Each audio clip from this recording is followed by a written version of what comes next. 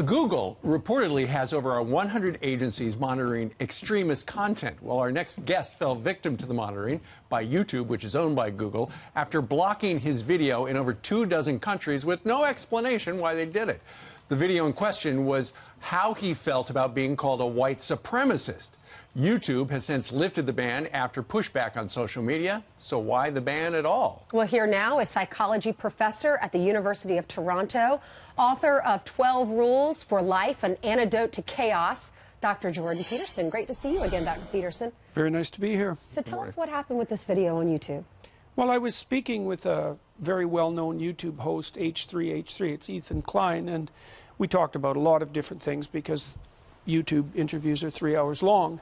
And he cut a piece of it where we discussed accusations that had been leveled at me for being alt-right and far-right and white supremacist, ridiculous allegations, and put that video up, and it was banned in 24 countries. Now, maybe it was banned because it had the words white supremacist in it, but that's actually quite a problem because perhaps you want discussion of that. So that seems to be what happened. He complained, and they backed down. But, you know, he's got clout because he has 4 million YouTube subscribers, something like that. Yeah. Are you a white supremacist? No. Why do they call you that? Why? Yeah.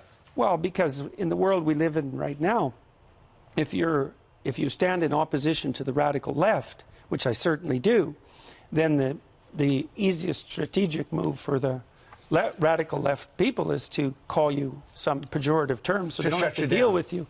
Yes, well, not just to shut you down, but also to damage your reputation, to cause real harm. It's not merely a matter of shutting you down.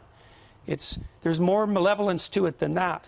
They want to take you out and they want to silence you. Yeah, and they'd be just as fine, just as good if there was some pain involved during it. Right. Do you how do you feel about some of the blowback that's leveled at you? How do you handle it?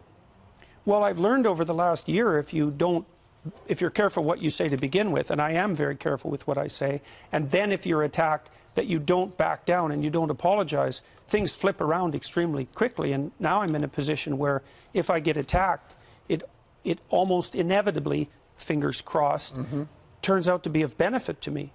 Ultimately, though, the reason we're talking to you about this is apparently that Google has got this secret police of 100 agencies, and we don't know exactly who they are. Right. They don't identify themselves, and they're trying to filter out content. Right. What bothers you most about that? Well, I understand why they have to do it to some degree, because they don't want ISIS promoting their particular brand of pathology. And that's a good thing to take down terrorist videos. It's certainly something that has to be contended with.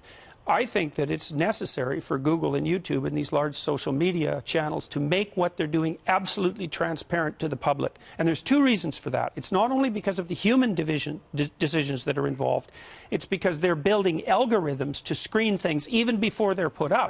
Right. And that's resulted in I would understand if they are, excuse me for cutting you off. No problem. I understand if it's the ISIS video or if you're a white supremacist and you're lashing out and saying you're going to have hate crimes and this.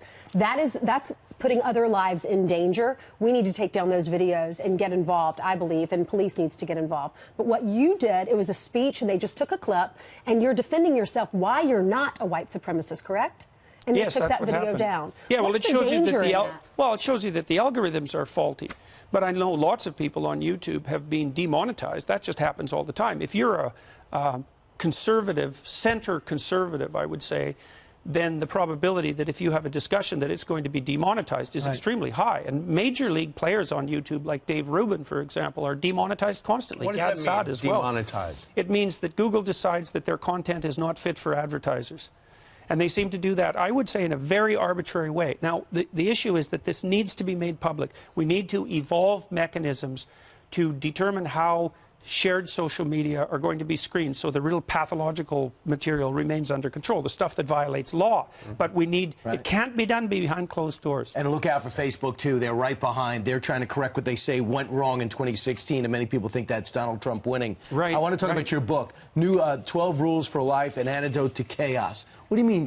You're fighting against chaos in our society? Yeah, well, it's increasingly young people in particular find themselves disoriented in our world. It isn't clear to them how it is that they should grow up and take their place in the world. And I would say that's especially true for young men. And so the book is a series of rules, some tongue-in-cheek, some dead serious, and a description of why it's a description of why most of the meaning that's found in a genuine life is to be found as a consequence of adopting responsibility, and also it's a discussion of why it's so necessary to be careful and to tell the truth in a deep way, and it's an explanation of that, not just an injunction or a finger wagging. Can you tell us one rule? Put your house in perfect order before you criticize the world. So, and that's an antidote, I would say, to some degree, to this idea that's been fed to young people that the best thing they can do in the world is to become a social activist of some sort and complain about what other people are doing to hurt the world instead of growing up and fixing things on their own, which is a much better pathway. Don't be afraid to listen to people, right? They have counter views. People want to shut you down rather than debate you. You want the debate.